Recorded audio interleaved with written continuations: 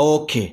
Teri kintu kituuka mu bulamu bwaffe nga tewali nsonga lwaki kyapeninze. Gwe wangawo buwekadde era njagala omanye time yesinga ku nsi eno. Buli kintu kijja n'akaseera ate kiba n'obudde bwakyo obw'okweyoleka. Nti omusezi aseera kiro neeraba mumanya emisana nti gundi oyo musezi. Lwaki njogera bino? Mu kunoonya akalulu ka 2021 Robert Kyagulanyi Ssentamu yakanoonyeza mu bugubi. Era mu bugubi obwo mwe yayita yatuuka n'okubanga oboolyawo afuna emmotoka eya bulletproof.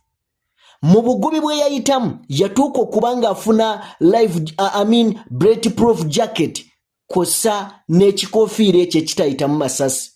Byayogeza abantu obwama bungi, ebigambo bingi. Bangi bazze bagamba nti General Museveni ayina omukono mu kubaawo kwa Bobi Wine. Era bangi bazze boogera nga bagamba oboolyawo nti Bobi Wine akolera mwami Museveni. Era nga basimbuliza okuva ku mmotoka ne batuuka ne ku byambalo bye yayambala mu kampeyini. Mu ngeri emu ne mu kutambula kwali mu kutambula. Era ebigambo bye bimu bye bali mu kukozesa nga bagamba nti yamaze kukolagana na mwami Museveni kyova olaba bamuleka ye n'atambula. Ampuliriza. Lwaki nkugambye nti nno akaseera ke kasinga mu buli kintu? Njagala omanye nti aboogera ebigambo ebyo byonna bye nsoose okukozesa ndowooza ya bujinga, ya butamanya, ya butategeera, naye abamu bamanyi just beewussa bwewussa. Saagala kukozesa bigambo binene ne waliwo woobulwa ekigambo ekyokukozesa ng'abantu olina kukozesa ebyo byennyini ebigambo. Ampuliriza. Byonna nga bigenda mu maaso waliwo olunaku olwali lwakutaano minisita omu eyavaayo n'ayasa ebyama. Ebimu ku byama bye yayasa kye njagala okukumenyera mu maaso awo biri mirundi ebiri. Either ayina kyayisaawo naye ng'ate amazima amatuufu yamanya ku mission ey'okusaanyaawo Robert Kyagulanyi Ssentamu known as Bobi Wine. Ngenda kutuukayo omanye lwaki. Minisita ono amanyiddwa nga James Kakooza yavuddeyo ku TV, ku National TV n'ategeezanga NRM gavumenti ya mwami Museveni bwe yataasa Bobi Wine okuttibwa mu kalulu ka 2021. Oyinza okwewuunya n'ogamba yiisa Jime ate Museveni eyali ayagala okusanyawo Bobi Wine eruwuka ate kakati y'omwe yamutaasa. Ngenda kutuukawo kubanga omubaka amanyiddwa nga Honorable Joyce Baagala ono wa kibiina kya National Unity Platform asinzidde ku programu eyo yennyini n'amwambalira n'amuwa level. We don't take these threats lightly at all. We don't take them lightly because we've had similar threats and they've come to pass. We were warned in Arua. I was told that there was an attempt on my life, and as it all turned out, I survived narrowly, but my driver did not survive. The late Yasin Kauma, may God grant his soul perfect peace. Now, we know that the regime has made attempts on my life numerous times. I've survived gunshots, you know. There are times when they even aimed at me and the bullet went through the windscreen of my car. So they've had attempts on my life numerous times. Therefore, I cannot treat any threats lightly. Yeah. And I would want to find out from you, Mr. Kyagulanyi, ordinarily, when such threats are issued, when you receive such information, you would have to inform the security officers. Did you do that? The security officers, the same security officers that are responsible of having tried to eliminate me. Are you not aware that it is the SFC that shot and killed Yasin Kauma? Are you not aware that it's the military that ran over Frank Sentes and killed him? Are you not aware that it is the Uganda police that killed Rita Nabukenya? Are you not aware of that? But it is standard procedure. when such a threat is issued, the first respondent should be security? In a legal and moral situation. But as of now, when we know that the chief murderer, who is General Museveni himself, is presiding over a system, then that system is rotten. And we opt for other means. We would have gone to Ugandan court. Why do you think we've taken Museveni to the International Criminal Court? Because all the courts here in Uganda are muzzled. So you cannot seek refuge in the same animal that's right in Egypt. However, we expose them. I fight against Museveni violently because he has all the guns and all that. But by exposing him internationally, in a way, it keeps me alive tentatively. But even when they finally succeed in eliminating me, I want the whole world to know who is after my life. That is Museveni and his son. Nzikiriza nsooke nkubuuzeeko njogedde nnyo osibyeyo otya wasuzeeyo otya okusinziira mu bitundu by'ensi yonna gy'osinziira okuba ng'otugoberera omukutu oli ku DPTV Uganda and of course yenze Sajjime abeerawo okuba nga mbatuusaako ebintu eby'enjawulo. Njagala tubeeko ebintu bye tumanya. Bobi Wine azze asimattuka okuttibwa okw'enjawulo. Assassinations ez'enjawulo zizze ziwulikika. Ezimu zizze zibeerawo. Oluusi ne mufiiramu bantu be. Oluusi ne mufiiramu abamuli ku lusegere okugeza. Eyali mu Arua Hussein Yasin Kawuma yafiiramu. Bwe bagenda eruuka sayidi zeeyo ebyaliyo mwabiraba. E Masaka Franka Senteza yafiirayo. Emmotoka y'amagye ya polisi yamulinnya kabangali. Ebifo bingi byonna tugenda bitunuulirako. Njagala kusooka kusaba n'obwetoowaze genda maaso n'okuba ng'owa vidiyo yaffe like. Mu ngeri emu eyakatwegattako togaana kubeera ng'osubscribinga. Bingi ogenda kuba ng'obitegeera. Bingi ogenda kubimanya. Omukutu gwaffe ye DPTV Uganda. Ntambula ne Aji Abudungabo ono mulombi wa Dduwa. Munoonyeeko mukwano gwange gw'ayina ebizibu eby'enjawulo. Kuba ku nnamba y'essimu gy'olabawo mu Kurani ye Aji Abudungabo mulombi wa Dduwa takuba nsaasi. Mu ngeri emu tutambula ne Ali Hila Holdings Uganda Limited bakabaka mu kuzimba amayumba. Banoonyeeko abaali Hila bakutuuseeko service oyo. Tutambula ne Kauka Derrick Investments ne waali okubanga kutuusaako ebyenjawulo. Njagala tube nga tweyongerayo butereevu. Story gye njagala okubanga nkuwa olunaku olwaleero eyinza okubeera shocking, eyinza okubeera eyeewuunyisa naye ate saagala ekwewuunyise. Attempts oba assassinations ezizze zibaawo nga zaagala okutuusibwa ku mukulembeze Robert Kyagulanyi Ssentamu. Oyinza okwewuunya naye nkugamba teweewuunya. Sooka owulirize bino obeeko ky'otegeera. Okusinziira ku minisita owa East African side zeeyo yakiikirira Uganda mu East Africa amanyiddwa nga James Kakooza.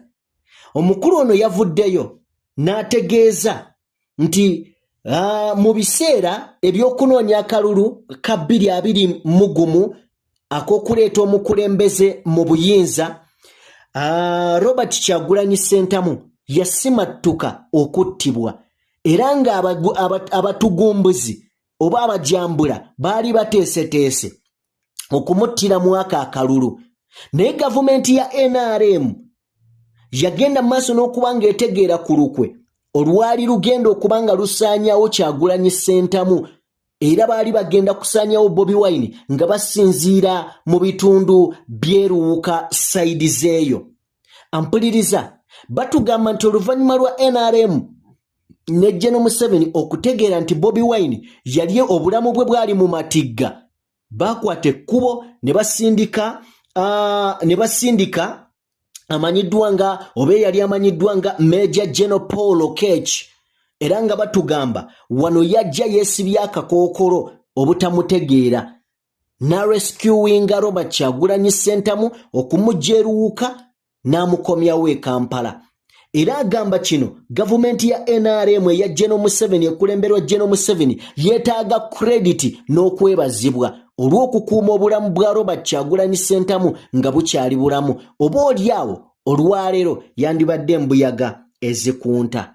Omubaka ono yayongeddeko n'agamba nti mu kalulu ako kennyini Bobi Wine yali tagenda kusimattuka era nga okusindikibwa kwa eyakulirako poliisi y'eggwanga Uganda IGP amanyiddwa nga Paul Okech wetwogerera ono mugenzi eyalwana entalo mawanga ag'enjawulo Somalia ne bamutuuma n'erinnya erya Lion of Mogadishu.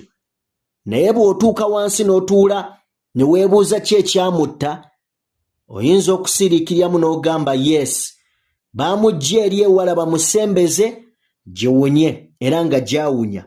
Ebyo byonna yabadde akyabyogera omubaka omukyala owa Mityana Municipality amanyiddwa nga Joyce Baagala ng'ono wa kibiina kya National Unity Platform teyamulinze yadde ebigambo byo biwoza n'amuwa levo n'amusuna levo. Joyce Baagala yagenze mu maaso n'okuba nga ategeeza minisita ono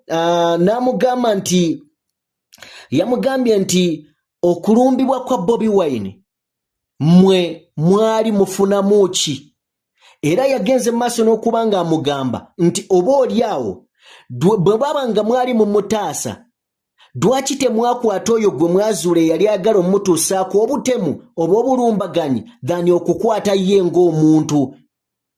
Nti Joyce Baagala kyagezaako okubuuza nti bwe kibanga ddala kituufu mwategeera ku bulumbaganyi n'obutemu obwali bugenda omukolebwako then lwaki ate ye mwamukwata ne mulemerera okukwata abatemu abo? Era n'awunzika ng'abuuza ekibuuzo ng'agamba nti kale ekyo kyonna tukikkirize naye okimanyi nti nno mu Eruuka n'abantu be mwakwata abasinga bakyali mu makomera be mwakwata ne pulezidenti. Lwaki mwasiba abo abaali bagenda otuusibwako abaali bagenda okutemulwa ate ne mutakwata baali bagenda batemula? Mukimanyi nti nno ba Edi Mutwe baamala mu kkomera kumpi ebbanga lya mwaka mulamba be mugamba nti ate be mwali mutaasa okuttibwa? Agambye Joyce Baagala nti lekeraawo okujja n'okusiiga akazigo mwami Museveni ne gavumenti yo. Ekyo kye mwakola ekyokubeera nga mukwata pulezidenti waffe Kyagulanyi Ssentamu mumukwate mumutwale, ekyo kyali kikolwa kya butiitiizi na kumalamu bantu baffe maanyi mubalage nti oba olyawo tewali kisobola kukolebwa. Joyce Baagala yayongeddeko n'agamba omusajja ono nti temwagalangako kutaasa pulezidenti Kyagulanyi, mwagendereramu kunafuya bannayuganda abaali boolesa amaanyi amayitirivu okuwagira Bobi Wine, ate nga mukimanyi bulungi nnyo nti ku bizinga eyekalangala mwali mumanyi mmwe bapayoniya baayo mmwe abaakabi, naye ku Bobi Wine yali amaze okuba ng'abalaga nti eyo yonna abasingirayo. Tukyagenda mu maaso naye nga tutambula ne Haji Abudu Ngabo mulombi wa dduwa. Munoonyeeko mukwano gwange mu ngeri yemu tutambula ne Alihila Holdings Uganda Limited. Njagala kuba nga nkwongerayo emboozi gye ngenda okwongerako nga tusembereyo okuggalawo ye Yeruuka. Ampuliriza bino ebigambo byange ku kyali Eruuka, gano ge mazima nti Eruuka kyali kimanyiddwa nti NRM ewangula ku bizinga, era omukulu amanyiddwa nga General Muhoozi Kainyerugaba wano waaliwo enteekateeka eyali egenda mu maaso n'okuba nga emaliriza abaana ba NUP bonna abo, era credit osigala ogikwatira Robert Kyagulanyi Ssentamu n'ogimuwa. Dwaki? Abo abaana bonna abaali ku Bobi Wine aba booda ba Edi Mutwe ba bodyguard ba Kyagulanyi bonna n'abakulembeze mu National Unity Platform bonna babakwesisigalizaayo eddakiika nga 2-3 abasajja baali bamaliridde bakuba amasasi. Then wano woweera Robert Kyagulanyi Ssentamu credit nti yalowooza mangu n'agamba abaana bano bannaye mukkakkane. Ndowooza ng'amaze okutegeera nti bano abasajja mishoni yaabwe yakuba ku nnyama. Era walaba mwenna abaagoberera abaana abo we baabakwata buli omu tolaba nti no bakola amalala ne bassaamu babakwata ne balaga ekibbuli we baabakwatira eruuka. Njagala kukutegeeza ekalangala, sorry obwedda njogera kalangala. Bwe baabakwatira ekalangala abaana bakkakkana, ababooda baatuula, ba Edimutu walaba nga bonna bakkakkanye. Ekitegeeza waaliwo mission, waaliwo olukwe olw'okusaanyaawo abaana bano. Ate nga amazima gali nti ebigambo bye tugenda mu maaso n'okuba nga tufuna lwali lukulembeddwamu mutabani wa General Museveni amanyiddwa nga Muhoozi Kainerugaba. Kale nno minisita bino bye waleese kirabika muliro gwe mungi gwe muwulira mu kiseera kino. Ate nga n'obubonero Kyagulanyi Ssentamu bw'atandise okulaga bwe buno bwennyini bwe mwanyooma ku luli nga mugamba atambula na bawagira muyimbi bipropaganda ebyo eby'ekidongo bye mwali mutambuza. N'abalaga nti nno taanaapu ejja okulonda akalulu yeeyo yennyini eyajjanga emutambulirako. Gwe mwayitanga omudongo yabanywesa amazzi agookya ne mugawanda.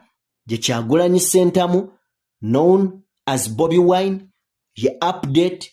Era nga njagala kutegeeza gwe wenna ngoberera amazima gali nti mu State House mu kiseera kino batuula obufoofofo n'ab'ebyokwerinda nga babuuza butya bwe bayinza okusitoopinga na butya bwe basobola okuyimiriza kino ekibaddewo.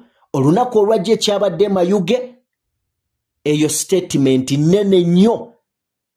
Nammwe ba MP, nammwe abakulembeze ab'enjawulo, nammwe abanoonya okujja okulembera mu bifo eby'enjawulo, ako kabonero. Mubeere beegendereza buli w'oyimirira ku mazima obeera muwanguzi, buli w'oyimirira ku sayidi y'abantu obeera muwanguzi. Njagala kuba nga mbateera wano atusinkane ate mukaddako. Bannayuganda bannange bassebo ne bannyabuuka mbanjulire. Ba Alihila Holdings Uganda Limited bano bakafulu mu kuzimba mayumba agali ku mulembe, plumbing, electrical installation and general construction, biodigester septic tank and many more. Todda mu kukaaba nga ba Alihila Holdings Uganda Limited webali okukuyamba. Gwabeetaaze n'ayagala okumanya ebisingakaawo kuba ku namba z'essimu eziri awo. Onaabafere oyagala kuteera mazzi mu nnyumba yo oba masannyalaze, kuba ku namba z'essimu eziri awo oba otusange ku ofiisi zaffe ezisangibwa ku Grand Imperial Hotel. Jjukira ye ffe ba Alihira Holdings Uganda Limited. Have it all.